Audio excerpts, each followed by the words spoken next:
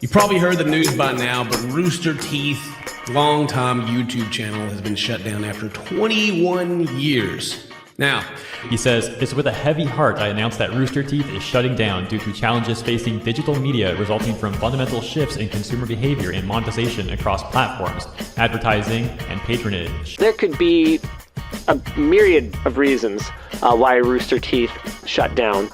But what we know for sure is Warner Brothers has shut them down. At least 150 full-time employees will lose their jobs, and many of Rooster Teeth's existing properties will either be sold or transferred elsewhere within its parent company. So, I'm sure some people are wondering what's going on with RWBY Volume 10 and what's going on with RWBY as a whole, and is there any information around that? But we have identified some great partners that would be great homes for it, and we hope to share some news in the very near future, like in the next coming week. So it won't be waiting for too long. Yeah. And a lot of you have been wondering what's going to happen with RWBY, and we finally have an answer.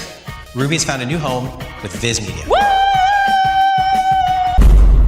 So, a lot has happened since last time. Let's recap.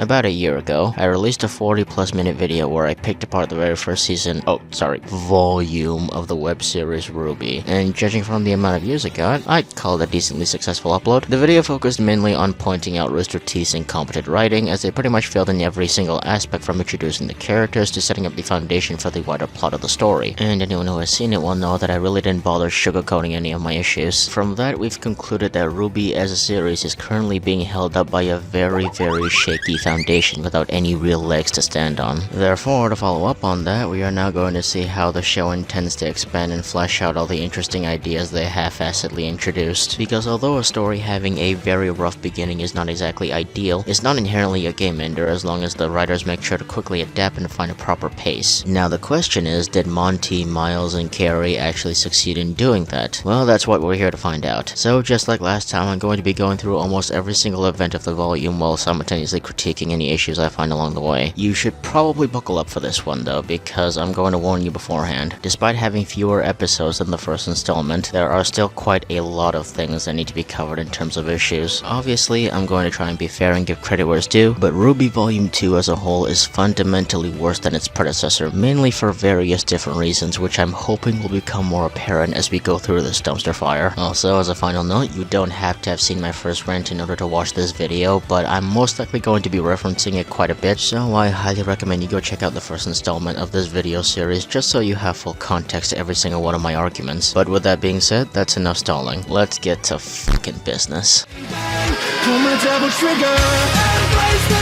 darkness that's within me. Not hiding in the shadows anymore.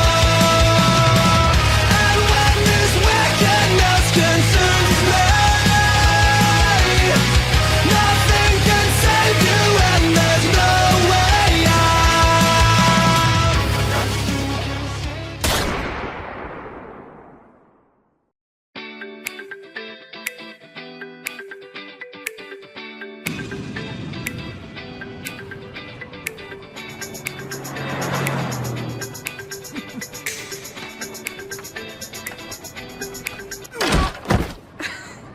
Excuse me.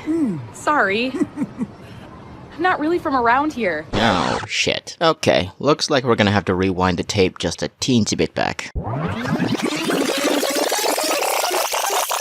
So, in the last video, I ended things off right after the Battle of the Docks because that was pretty much the point where all the relevant stuff stops happening. What I didn't mention or go over though was the after credit scene, where it's revealed that the mysterious lady from the pilot was actually the one pulling the strings on Roman and not the other way around. I completely skimmed over this because she really doesn't do much but vaguely alludes to much more sinister plans, while at the same time giving us a glimpse of two new characters.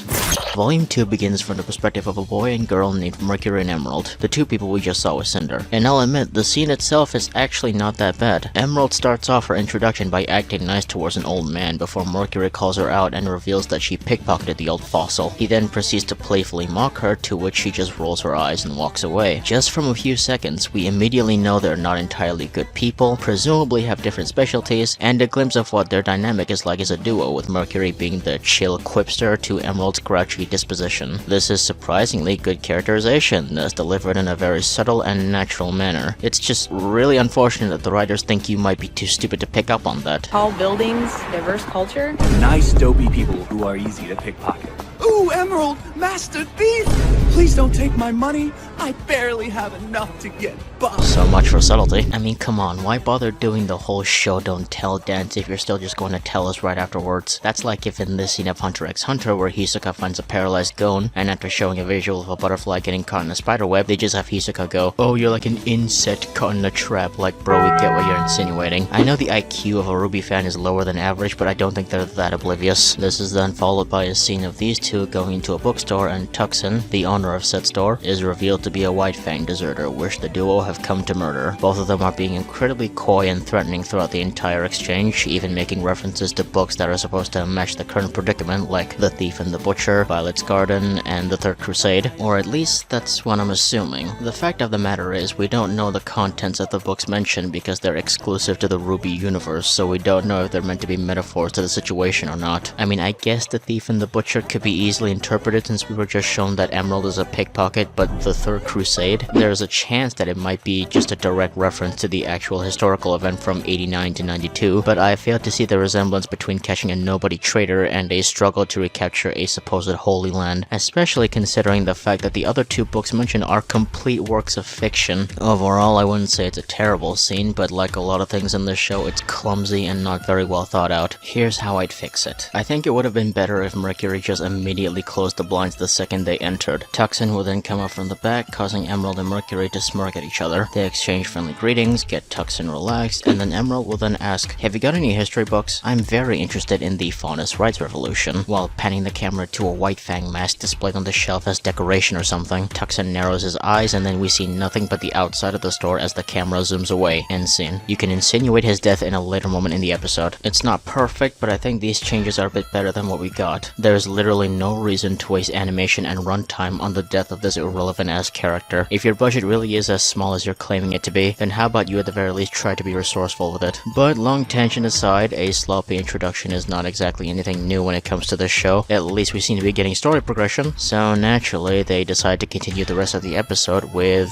filler. Now, I'm not kidding. This first episode is about 14.5 minutes long, and that's including the opening song, which lasts for exactly a minute. The plot-relevant stuff really comes from the villain's side of things. Mercury and Emerald's little assassination quest lasted for about 4 minutes, while the scene at the end is roughly 3 minutes. So that means only about half of the episode is spent on setting up the story for what's to come. What do they do with the remaining 6 minutes? An overly animated food fight? Don't get me wrong, the action and stuff is really good, but that doesn't change the fact that this is pointless. Plus, I know I said it like there was an even amount of time split between filler and plot, but if I'm to be completely honest, there's not exactly much to work off of in that department either. All we really learn is that there's more villains now, and that they apparently have a plan that requires Roman to steal a huge abundance of dust, which is why he was robbing that shop at the beginning of Volume 1. We're done with dust. Oh, okay. Apparently we're done with that. So what is this plan of yours? You'll know what you need when you need to know. Oh, got it. You have no idea what the fuck you're doing. Yeah, I'm gonna be real for a second. This whole scene just pisses me the fuck off for various different reasons, but the main one is just how obvious it is that they're bullshitting as they go along. It's one thing to set up future plot points, but Roman has been stealing dust since the previous volume, and Cinder is apparently about to take her master plan to the next phase. I think this would be a good time to give the audience a little bit of information. Dialogue like this just screams to me that you don't actually have a clear idea on where you're going with any of this bullshit you're spewing. But Pseudo, this is a passion project. Monty really wanted to tell this story. Well then maybe Monty and his team should have actually finished writing it before they moved on to the animation phase. This is the exact same problem that happened in Volume 1. I can somewhat forgive it at the time because hey, it's a new show, might have gotten overly excited, but twice in a goddamn row? Listen to me, just because someone is passionate about something doesn't automatically make it good. You can't write an incomplete storyline, shit in between the multitudes of plot holes you left behind, and expect people to not point them out. And no, being self-aware about the half-assed writing doesn't excuse you from it either. Monty was an extremely talented guy when it came to animation. I'm not going to pretend otherwise. But let's face it, when it came to planning and writing, he did a pretty pretty poor job. Majority of the blame still falls on Miles and Carrie since they were responsible for most of the storytelling, but to say that Monty held zero blame for why the show is so clustered and all over the place is just plain untrue, and I don't think people should be afraid to criticize that. There is one thing I liked about this episode though.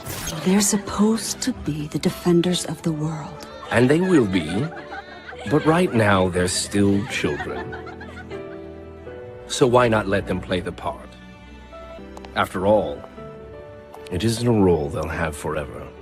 That right there was a genuinely good line, and it was delivered by exactly the right character for it to carry some semblance of weight. It's just a real damn shame that it was accompanied by such a stupid scene. I'm probably going to get a lot of shit for saying that because I know a lot of people love the food fight, but I don't care. That whole thing was so unbelievably goddamn pointless. So just to list it all down, we have just finished the first episode of Volume 2, and so far the only new piece of information we got was the White Fang goes after deserters sometimes. This is the only episode where that happens. Yeah, that's about it. What a brilliant start to a new season, am I right, guys? And we've still got 11 more episodes to go. Hooray! I wanna fucking kill myself.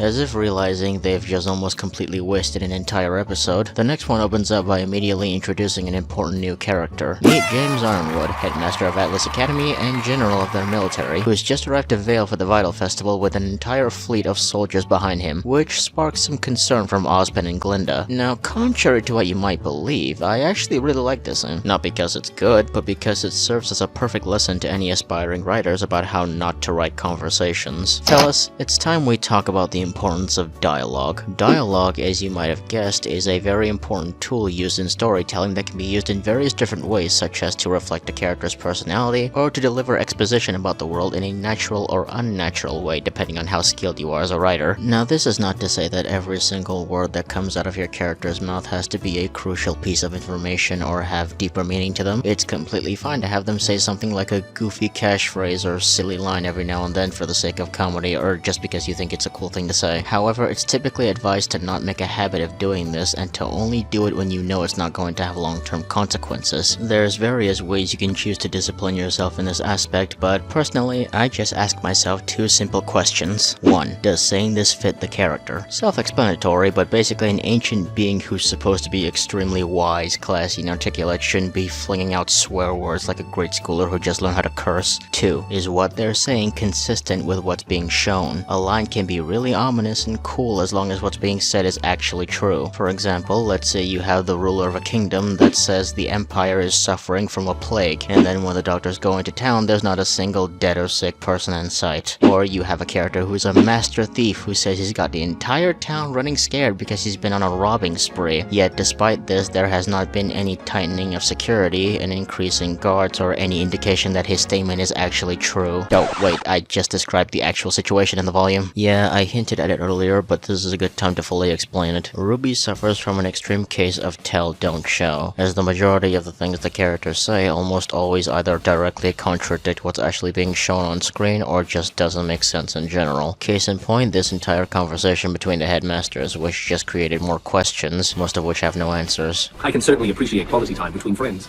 However, the small fleet outside my window has me somewhat concerned. But why does that concern you exactly? Isn't the whole point of the Vytal Festival to show unity between the kingdoms? You claim it's because it's a time of peace and it might give off the wrong impression, but how does that make sense? Aren't the Grimm still a rampant problem in this world? Shouldn't the presence of more fighters who are capable of battling the monsters and defending the people be a hopeful and relieving sight to the citizens? He just raised your dogshit security for fucking free. You should be thanking him, especially since Roman is apparently running around causing widespread trouble. Look around, kid. I've got this town running scared.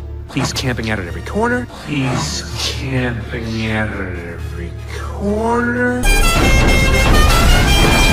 Speaking of which, why is Vale so unbelievably unsecure to dangers? Sure, the Grimm aren't infesting the city, but Romans apparently got the whole town scared, and the White Fang have had the time to set up hideouts in various parts of town. Why hasn't there been an implementation of a curfew or an increase in security checks, or at the very least more huntsmen being stationed out for patrol? Your own fucking students get into a highway chase with a mecha tank later on in this volume, with several casualties by the way, and they don't even get so much as a slap on the wrist. There's been absolutely no sign sign of any countermeasures being taken to fight back against the clear increase in crime, and you're really going to try and give Ironwood shit for bringing in more soldiers? Is it because it's clearly showing how incompetent you are? But ask yourself this.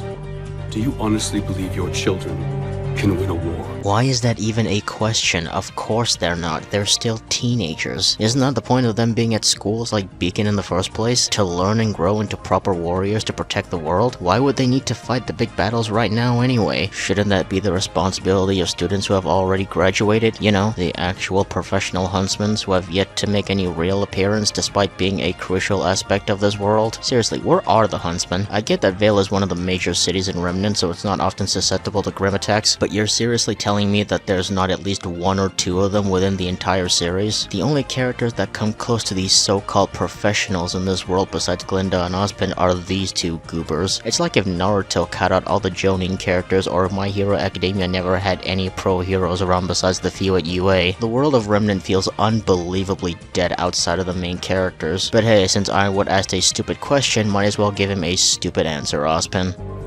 I hope they never have to. The f do you mean? Why are you even training them then?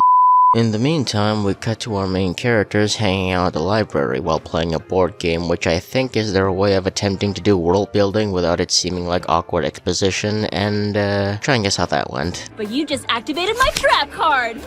Normally this would be a scene I skip over because it's really just a lot of dumb comedy, but there are a couple of important things we should probably take note of. For one, Team Juniper were apparently told about Blake being a faunus off-screen, so they know about her little secret. Would have been nice to see their reactions. They are meant to be Team RWBY's closest friends, so wouldn't revealing a big secret like that be a big deal? If you want to establish a bond between the two teams, then important moments like those should be shown in order for us to buy into that relationship. But throughout this entire volume, there's very little interaction between them besides a few words being exchanged. They seem more like close acquaintances than actual friends, which makes scenes like RWBY calling Jean for help at the end of this volume less believable. They've spent more time with Sun than these four goobers. Speaking of which, hey, look at that. Sun Wukong, the monkey faunus from the previous volume, is back, and he's brought a friend. Meet Neptune, a member of Sun's team from Haven who's meant to be a blend of corny Casanova and a giant nerd. Shut up, don't be a nerd. Intellectual. Hey, hold on, Rooster Teeth. I did not consent to being put into this show. I expect a royalty check after this video comes out, asshole. Blake decides she's no longer in the mood for games and leaves the room looking really down. In a flashback taking place after the fight at the docks, Blake is seen having a conversation with Ozpin, who's gently trying to squeeze some information out of her, but Blake doesn't budge. In fact, not only does she refuse to cooperate in any sort of way, but she straight up lies to him several times while throwing backhanded comments at him several times for systematic problems that are legitimately out of his control. So, really doing a good job of making her a likable character, eh, fellas? But we are continuing to take strides to lessen the divide. With all due respect, you need to start taking some larger strides. The fuck's your problem? This definitely helps out when the rest of Team RWBY confronts Blake about how out of it she's been, and then she throws a hissy fit because her friends are being normal teenagers instead of hunting down the White Fang like vigilantes. I already know there's one or two Blake fans in the comments accusing me of misrepresenting her character, and look, I get it. The cat girl is very passionate about the fairness and equality, and that's all fine and dandy. It's completely alright for a character to get lost in emotion and act in an unpleasant manner. That's called a flaw. The problem is that Blake's self-righteous tantrums are never ever treated as flaws. Your friends are all students like you. Sure, they've had training, but contextually, they are far from being full-fledged huntsmen who are ready to take on the world. Why are you expecting them to just drop everything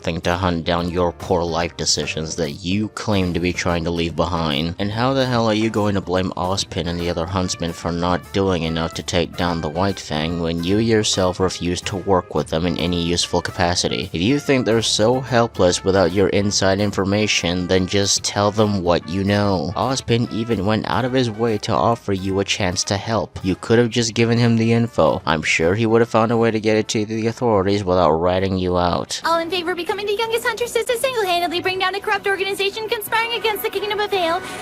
Say aye. Oh, for fuck. So the next day after class, Team RWBY brainstorms on what they're going to do to take down the White Fang. RWBY and Weiss will go to the CCT to contact the Chenille World headquarters and use Weiss's connections to look at the company's records to check for dust robberies or any discrepancies. Yang is going to talk to one of her contacts in town to find out any shady things going on in Vale. And Blake will infiltrate a White Fang recruitment meeting to try and find out what they're scheming. It's not a horrible plan as long as you ignore small details like Like, how would Blake know where these faction meetings are, or how in the hell are the White Fang able to hold those regularly around town without Ozpin or any authority figures catching on? I'm sorry, do you have any security in the city? Any at all? Oh yeah, Sun and Neptune are also coming along. Blue Net with Yang and Monkey Boy with Blake. On the way to the CCT though, Ruby and Weiss run into a familiar face.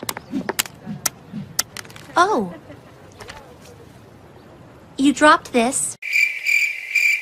So, Penny's back after seemingly just disappearing out of nowhere after the encounter at the docks, but she seems to be trying to avoid talking to either of the girls. Ruby chases after her while Weiss stays behind the building to make the call. There's not too much to say on Weiss's end besides the fact that she does get the documents a little too easily for my liking, despite the fact that they're apparently supposed to be extremely confidential. I get that she's the daughter of the owner, but she's still a kid. The record manager didn't even bother to ask her superior first or anything. There was barely any questioning. There is one thing I will compliment though.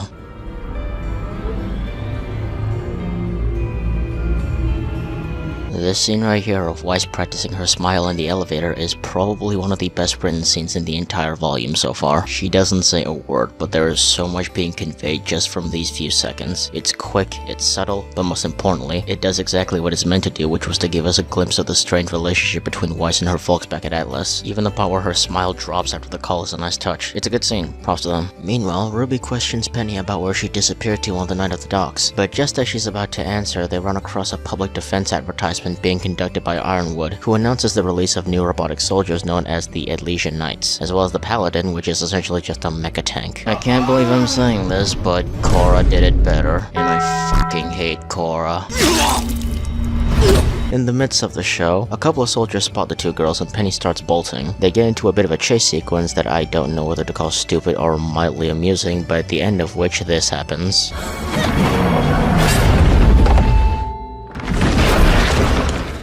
Well, at least no one got hurt. What is going on? Why are you running? How did you do that? Why is that such a big deal? Ruby, you've seen a tug-of-war match between a woman with telekinesis and another who was a pyromaniac. In this very same volume, you see a guy who can do this. Your own sister is able to stop a full-powered punch from a paladin and then shatter its entire arm with a single hit. Why exactly is the fact that Penny is able to stop a truck such an unbelievable feat to you? You saw her pulling down an entire airship in the last volume. It's probably just a semblance or something. Ruby, I'm not a real girl. Oh, well, okay for me, I guess. So yeah, Penny's a robot. One that can also generate an aura, which is supposed to be a manifestation of a person's soul. According to her, she was created by a scientist affiliated with Ironwood with a mission to one day save the world. From what? We don't know yet. Well, I know the reason why, and it's stupid, but that's a story for another day. Nonetheless, Ruby tells Penny that she doesn't care about her being a robot and that she's not any less human than she is. Blah blah blah friendship. Penny chooses to follow the men back to God knows where, but not before putting Ruby where she belongs, so she doesn't get in trouble. While all that was going on, Yang and Neptune arrived at the club Yang went to in the yellow trailer, where they questioned a mob boss by the name of Junior, and got absolutely zero info. As for Blake and Sun, the two Faunus managed to find and infiltrate a faction meeting by the White Fang, in which case they find a room full of Faunus and Roman Torchwick at the center of the whole shebang.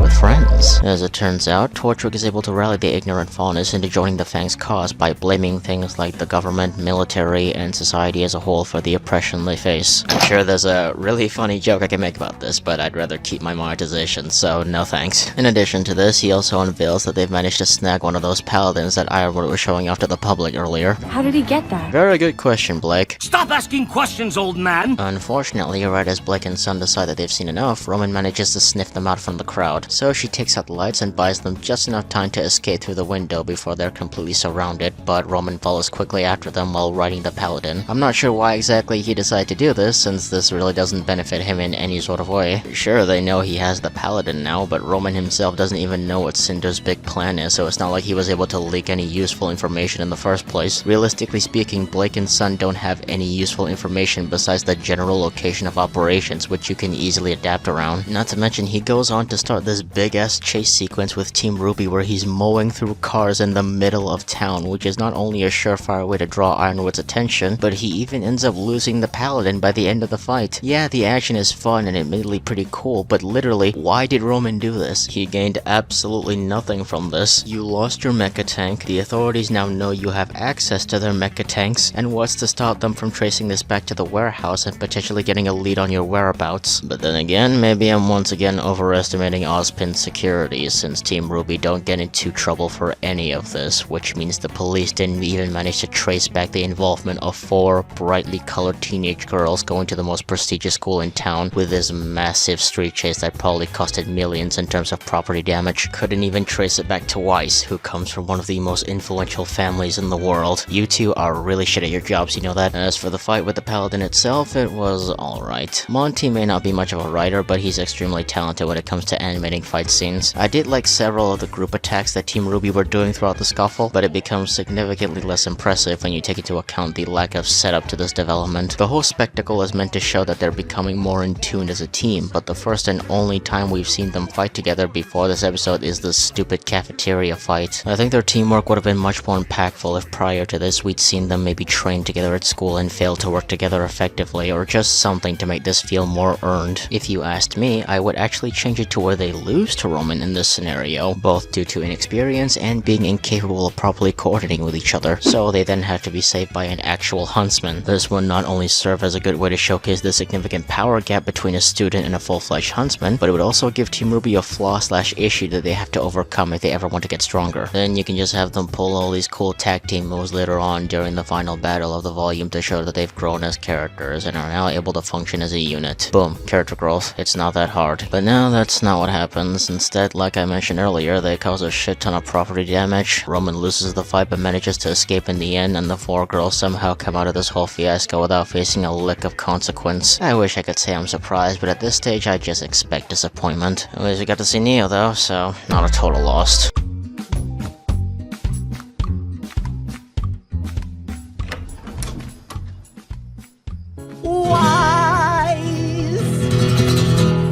And me. Hey girls, you ready to talk about some romance? No. Yeah, that's about what I expected.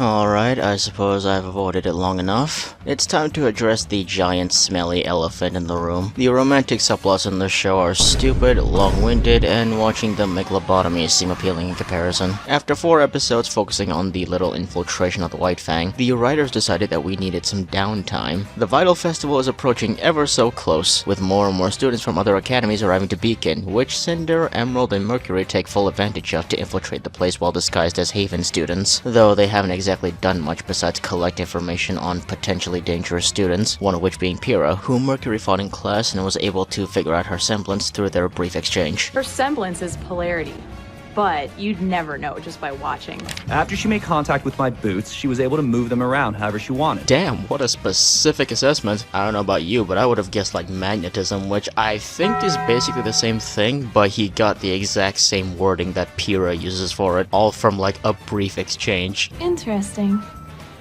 Add her to the list. And we never see anyone else on that list of theirs. I digress. To fully welcome the visiting students, Beacon is hosting a school dance that was supposed to be organized by senior students under the name Team Coffee, but they ended up being held back due to their mission, so Yang and Weiss offered to take over for them. Here's the thing, Team Coffee and Team RWBY are supposed to be friends by the end of this volume, but they have yet to have any screen time together. You would think this would be a good time to have them interact on screen and foster a proper friendship with each other as coexisting teams. Unfortunately, the writers seem to disagree with that, and Team Coffee is taken out of the picture entirely. Did you people think any of this shit through? How much time has taken place between the end of Volume 3 and the end of Volume 4? My unmeasurable disappointment aside though, this dance means it's the perfect time to focus on fluffy romance stuff. The 2 ships at the forefront of this being Arcos and Black Sun. Yes, I learned their fucking ship name just for this video. Now, while I don't particularly give a shit about either one of these 2 potential couples, I do have a few things that I have to say about them, and I kinda do have to address them since both relationships play a significant role later on, so it's better to just get my initial thoughts out there. Let's start with the simpler one of the 2, just just to get it out of the way. If you couldn't tell by this point, Sun kind of has a thing for Blake, and so he wants to ask her to the dance, but partying is the last thing on her mind right now. The rest of her team try their best to convince her to take it easy, as she's been severely paranoid and sleep deprived, worrying about what evil scheme Roman and the White Fang are going to pull. Unfortunately, she doesn't seem too keen on listening to them and continues to shut herself off, leaving Monkey Boy with no ditty. Thankfully, Yang tells them to let her handle Blake and assures them that she will get the cat girl to go to the dance. So the following day, she brings Blake to an empty classroom so that they can have a heart-to-heart talk with each other. But pseudo, Blake was so absorbed in her research. How did Yang even get her attention long enough to drag her away? Well...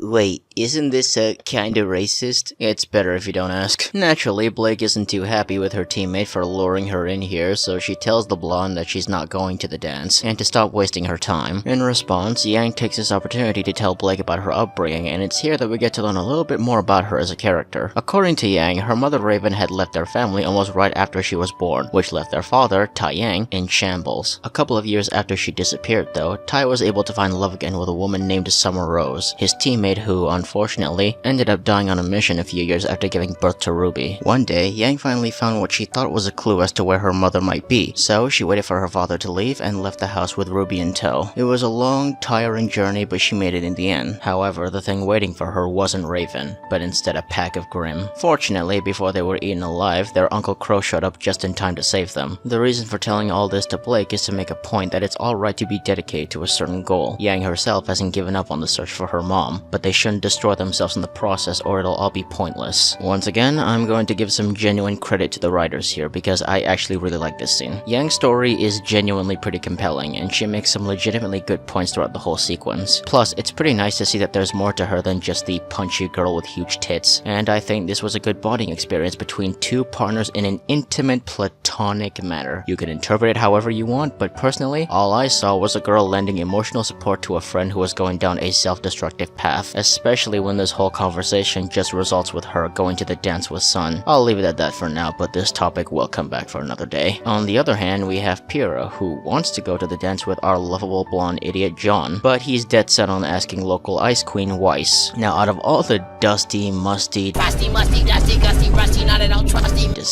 pairings in this entire series, Arcos is by far one of the most popular ships within the community, and on the surface, it's not hard to see why. The whole popular, powerful, but sweet girl falling for the weak, goofy but altruistic guy is a trope as old as time after all. Pyrrha is legitimately a very likable character who is extremely selfless and kind to her friends, but can be aggressive and pretty violent to people who have pissed her off. And Jean, well, he's not a complete piece of shit. Point is, even I'll admit that these two have the strongest chemistry out of the entire cast. That being said, I'm still going to rag on Jean's little crush on Weiss though, because this is just contrived as hell, my guy. The two of them barely, and I mean barely, had any screen time together throughout Volume 1, and Weiss wasn't even that particularly concerned about him when he was getting bullied by Cardin. The only real interaction the two of them had was when Weiss backhandedly described him to mock RWBY, her leaving him hanging on a tree, and then the two of them crashing from the sky. You wanna know how many times they spoke in this volume up to this point? Once, and Jean did most of the talking. Weiss only opened her mouth to reject him. They even go so far as to have Jean claim that he's head over heels for her when again, they've never even had a proper conversation. Listen, I get that Jean is an immature teenager, but there hasn't been a single positive interaction between him and Weiss. Every single time they've even been on screen together, it's treated as a joke. Even the most naive of retards wouldn't catch feelings this quickly. Not if you want them to be likable characters anyway. The whole thing just seems so unbelievably forced so that we can see him get cucked by Neptune and push the Arco ship. You know what would have worked better? Remove his obsession with Weiss and just have him ask multiple girls to the dance because he's desperate for a date. This will have the same effect of showing that he's a dumb, horny teenager without forcing him to have feelings for a character he's barely exchanged dialogue with. Then, at the dance, just put him in a dress and have everything play out the exact same way. Just remove the whole addition of Weiss and just have her go to the dance with Neptune without the drama. Seriously, this was such a worthless addition. It's like it exists just to glaze Neptune as a character. Why the hell does this exist?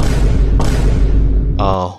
That explains so much. While all this is going on, Emerald and Mercury wait for the party to go into full swing before informing Cinder, who takes this opportunity to sneak into the CCT and install a virus into the system. Unfortunately for her, RWBY sees her and upon seeing knocked out guards, goes in after her. They have a little bit of a scuffle, but Ironwood shows up just in time before it can turn into an outright fight. But just as RWBY turns her head, Cinder's able to sneak off and rejoin the dance before anyone can catch or even get a proper glimpse of her. Now I could nitpick some small things like Cinder's mask glitching in and out of existence while fighting the guards, Cinder not punishing these two idiots for fucking up their only job, or the fact that her disguise is absolutely atrocious. But you know what? This is one of the few moments where I actually will let them use their low budget as an excuse. I'm no expert on animation, but I'm assuming it probably will cost more than it would be worth to render up a whole new outfit that covered up her hair. Plus, they do make it up by having Cinder not use her semblance or say a word to RWBY so that they can't do a voice search. Additionally, when they're interrogating RWBY the next day, she takes an opportunity to try and subtly let Ozpin know about the potential White Fang hideout in the southeast of Vale, which is actually a smart move, and thank fucking God she actually did that. Overall though, the romance stuff was just really annoying fluff, and this whole break-in incident was really the only important thing that happens in this second arc. It'd be fine if the romance was actually entertaining to watch, but it was honestly the most boring part of this volume that I had to sit through. And that is saying something. Swing and a miss again. The day after the dance, it's back to business as usual for our characters. All the visiting students have now officially arrived at Beacon, and to commemorate this occasion, the school is hosting an exercise where all first-year teams will be shadowing a real huntsman on a mission. Ozpin gives this whole speech about the importance of culture, unity, diversity, and all that good stuff, which sounds good on paper, but if you take the time to actually think about the words coming out of this dude's mouth, you quickly start to realize this is all just a bunch of pretty words being jumbled together with no real meaning behind them. It was a war of ignorance, of greed, and of oppression. A war that was about much more than where borders fell or who traded with whom, but about the very idea of individualism itself. A lot of words. Don't think you fully know what they mean. Personally, I think the war being driven by ignorance and a clash of ideals would have sufficed, but sure, let's toss in some oppression and greed in there while we're at it. This part is a load of horse crap, by the way. They try to make it seem as if the war was a mix of all these factors, but Ozpin spends the rest of the speech talking only about the destruction of art and self-expression, which ends up with him explaining why a lot of characters are named after colors. Now, before you say anything, I'm well aware of how flimsy and arbitrary this whole entire section of the lore feels, but we've got like 4 episodes left of this shit, and I really don't feel like going into an autistic tirade for such a small aspect that never really even comes up again. So for the sake of both of our sanities, let's just move on. Remember to be safe. Remember your training. Training? What training? We've never seen them Just let it go, Pseudo. Just let it go. It's not worth it. Team RWBY decide to sign up for a search and destroy mission that'll take them to the southeast of Vale so that they'll be in the vicinity of the White Fang's potential whereabouts. Unfortunately, right as they press the accept button, they're immediately rejected. Unfortunately, we determined that the concentration of Grim was too extreme for first-year students. Well then why was it on the board, you decrepit old shit? Despite the fact that the mission is apparently not open to first-year students, Ozpin decides that instead of waiting for them to break the rules, he'll just bend them and allow Team RWBY to take on the assignment, because that totally sounds like the responsible thing to do. I'm still curious as to how you all found yourselves at the docks last semester. I'm interested to know how you really learned about a hideout in the southeast. And I certainly wonder why witnesses reported seeing robots and rose petals in a dance club some time ago. What the fuck was that last one referring to? RWBY was never at the dance club. It was Yang and Neptune. These petals were just part of the establishment. This is you trying to make it seem like Ozpin swept this train wreck under the rug, but you couldn't even get the details of what happened right. You people fucking suck. But nonetheless, Team RWBY are initially very excited about the opportunity to go on an actual mission with a real huntsman. That is, until it's revealed that the huntsman they'll be shadowing is Dr. Oobleck, their history professor. I'm not gonna lie, I was genuinely confused at first when I saw their reactions because I legitimately did not remember who this guy was until I decided to Google his name and figured out that he was the weird eccentric teacher that was introduced during the Jean Bully arc in Volume 1. Really puts into perspective just how memorable these characters are and how much I care about them, am I right? Oh, speaking of forgettable characters, RWBY and Yang's father sent over their family dog Zwei to Beacon for a week, and RWBY sneaks him into her backpack to bring him along on their mission. I literally just added this part into the script so that you're aware of Zwei's existence. I hate this dog, and I think he is a worthless inclusion into the story. Fucking bite me. I digress. They set off on their their mission to a place called Mountain Glen, an abandoned city that was originally meant to be an expansion of Vale, but ultimately ended in disaster. According to Oobleck, the place has become a hotspot for criminal activity, aka the White Fang, and because Grimm are attracted to all forms of negativity, he plans to use the monsters to see if they can find the White Fang's base of operations. However, they're seen by a pack of Beowulfs and thus have to defend themselves. Now, despite the fact that I forgot who Oobleck was initially, this is actually another instance where I'm going to give the show some genuine praise because surprisingly, I ended up actually really liking him as a character. I'll admit, I initially thought Rooster Teeth were going to fall into their usual pattern of just queuing him as a spastic joke the entire time, but thankfully they didn't linger on that for too long. Over the course of the entire mission, he continuously proves himself to be a legitimately intelligent, wise, and competent man who seems to really know what he's talking about. His passion for history opens up opportunities for a lot of exposition and world building that, although not insanely engaging, was very much needed to bring some semblance of richness to Remnant's lore. In particular, this arc was actually the most interesting one for the Grimm, as the idea of these supposedly mindless monsters being able to learn, adapt, and go through centuries worth of evolution was a genuinely interesting piece of information that we wouldn't have learned if Oobleck wasn't such a history autist. That being said, I still do have a couple of complaints.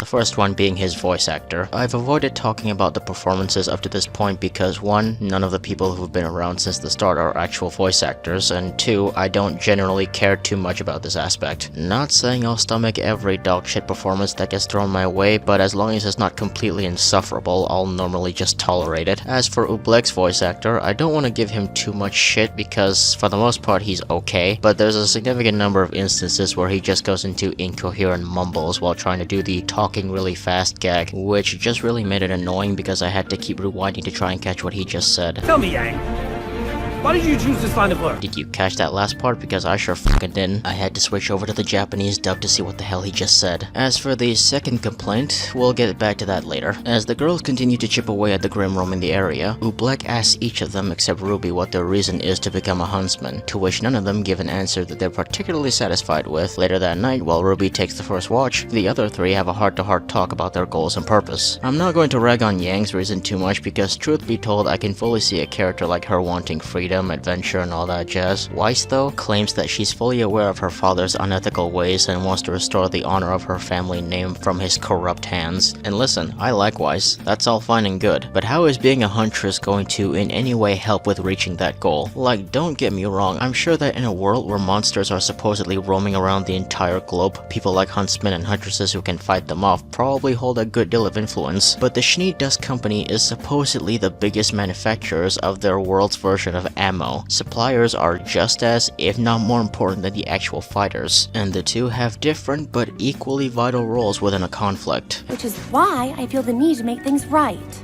If I had taken a job in Atlas, it wouldn't have changed anything. And how exactly is becoming a huntress in an entirely different kingdom, no less, going to do any better? Fighting Grimm is probably a very useful skill to have, but I think it takes more than just that to run a corporation. If she really did want to change the SDC for the better, she was already the rightful heir during this time. Wouldn't it have made more sense to work inside the company in preparation to take over? Her entire character goal and the actions she's taking to reach that goal doesn't line up in the slightest. As for Blake, a good deal of her motivation for becoming a huntress stems from her clear passion for wanting to push civil rights for faunus, which again, doesn't really make a whole lot of sense since huntsmen are just people doing the fighting. The laws and such are still being run by the government, so wouldn't she be better off trying to slide into a career of politics? This is slightly better than Weiss's whole shtick because at least the show acknowledges that her actions don't really align very well with her motivation and chalks it up to just Blake being very lost and confused. Also, throughout the whole time Blake is recounting all this, she also brings up another prominent character. I had a partner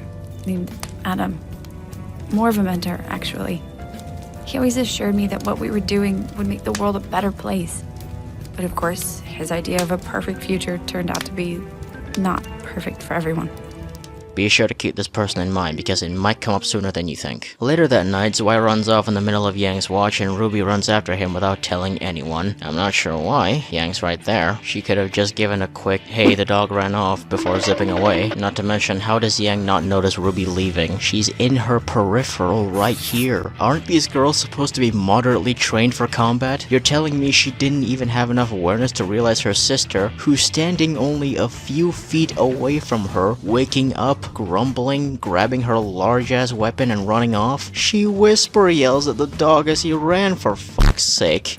Zwei! Yang, hello? Are you still half asleep? RWBY finds Zwei taking a leak outside the building, but the two end up running into some White Fang members patrolling the area. She decides to follow them and end up finding their base of operations. RWBY surprisingly decides to do the smart thing by going back and getting her team, but unfortunately before she's able to, the very ground beneath her crumbles and causes her to fall straight into their hideout, getting captured shortly after. It's around this time that the others finally realize that RWBY's gone and now have to go look for her. RWBY?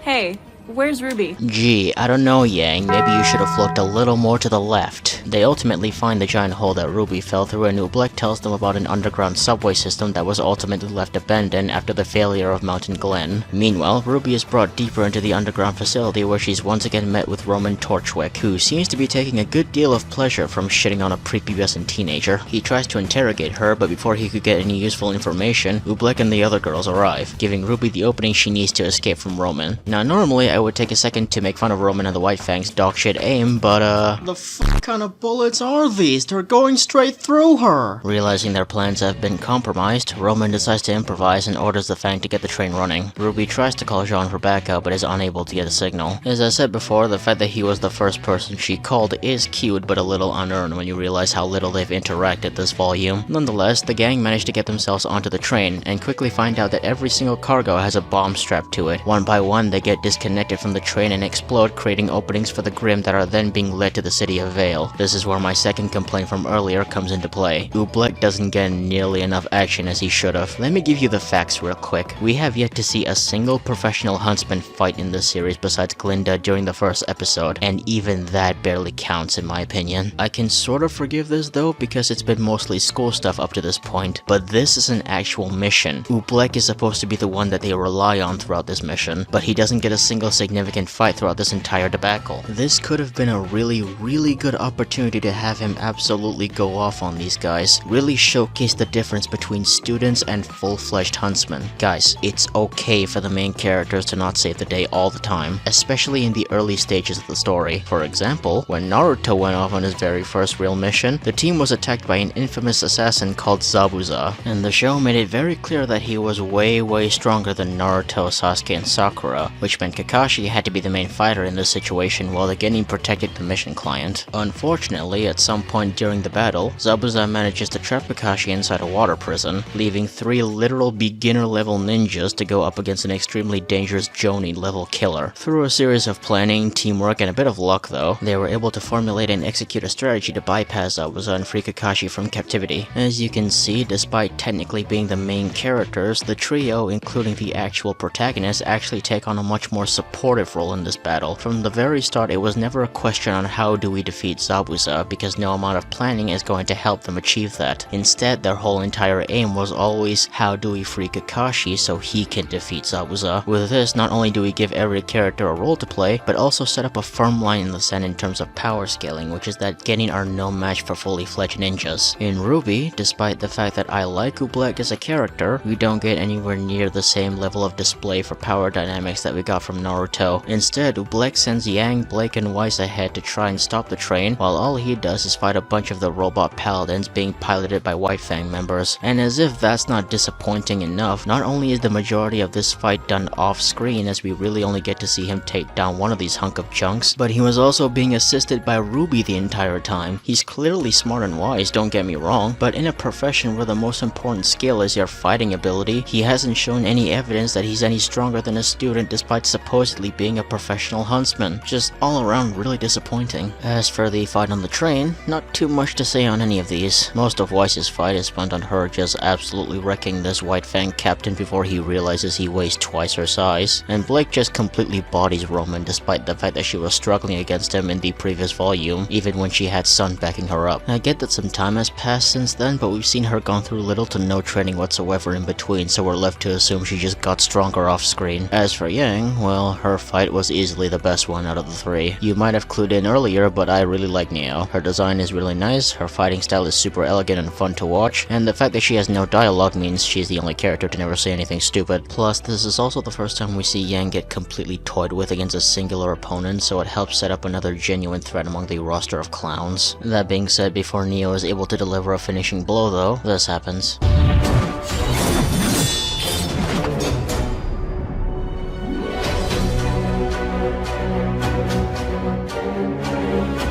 A mysterious lady scares off Neo and vanishes before Yang is able to get a proper look at her. At this point in time, we the audience don't know the exact identity of this lady, but the show has actually set it up to where we can actually make a pretty good guess, namely Yang's birth mother who abandoned her when she was born. Keep this scene in mind for the end. Anyway, the train ultimately ends up crashing at the dead end, creating a giant hole in the middle of the city, and the Grimm comes swarming in. Thankfully for the citizens though, Team RWBY received plenty of backup in the form of Elysian Knights, Team Juniper, and Team Coffee, which is great and all, but once again, I have to point out the biggest crime in all this is the fact that the adults do basically nothing throughout this whole ordeal. Both Oobleck and Port were there during the attack, and all we see them do is shoot their weapon once. Even Emerald, Mercury, and the fucking robots got more action scenes than these two guys. The only teacher that got to do anything significant was Glinda, and all she did was patch up the gaping hole in the middle of the city. I just don't understand why this show is so adamant about not giving the adults any cool moments. It would have made a lot more sense for the teachers to step up and steal the show instead of a second-year team that we barely even saw this volume. But hey, students fight out the Grimm and Roman is arrested and taken into custody of Ironwood. After everything is settled, Ozpin is chewed out by the council and the responsibility for security during the Vytal Festival has been passed over to Ironwood.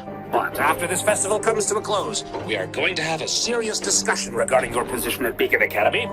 General Ironwood's reports of these last few weeks have left us somewhat concerned. I'm sorry, am I supposed to feel bad for Ozpin? Because I really don't. Sure, there are some aspects of Ironwood's character that are pretty stupid, the biggest one being just how badly trained his soldiers are, but at least he actually does take the initiative to do stuff like sending over the Elysian Knights to defend the city and stationing his own men to guard Beacon's CCT tower, which I can only assume had no security at all prior to Ironwood visiting Vale. Is he perfect? No, not even close. Is he a much better choice than Ozpin? Abso-fucking-lutely. I don't hate Ozpin per se, but in the words of Ironwood, you brought this on yourself. With the battle now over, Team RWBY looks over the sunset and begin reminiscing about how they've pretty much accomplished almost nothing. The White Fang are still around, they still don't know what their plan is or who the real mastermind is behind it, but hey, at least Torchwick is arrested, right? Well, not every story has a neat and tidy ending. Fuck you. Yeah, I honestly don't know what they were thinking when they wrote this scene. It's practically screaming we have no idea what the fuck we're doing, but don't think about it too much, audience. This line is pretty funny though. What now? I'd suggest training for the tournament, but I think we have that covered at this point.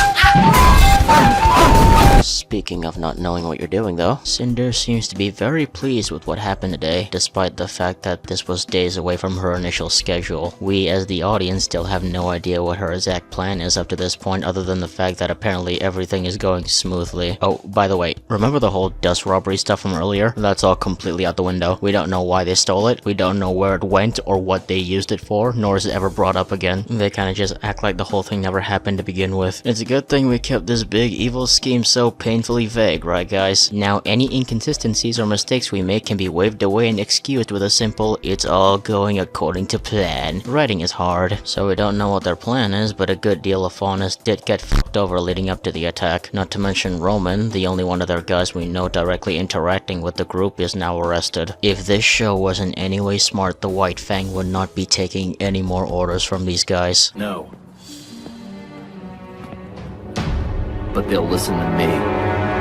Oh, Adam, the way Miles and Carrie fumbled you should be studied.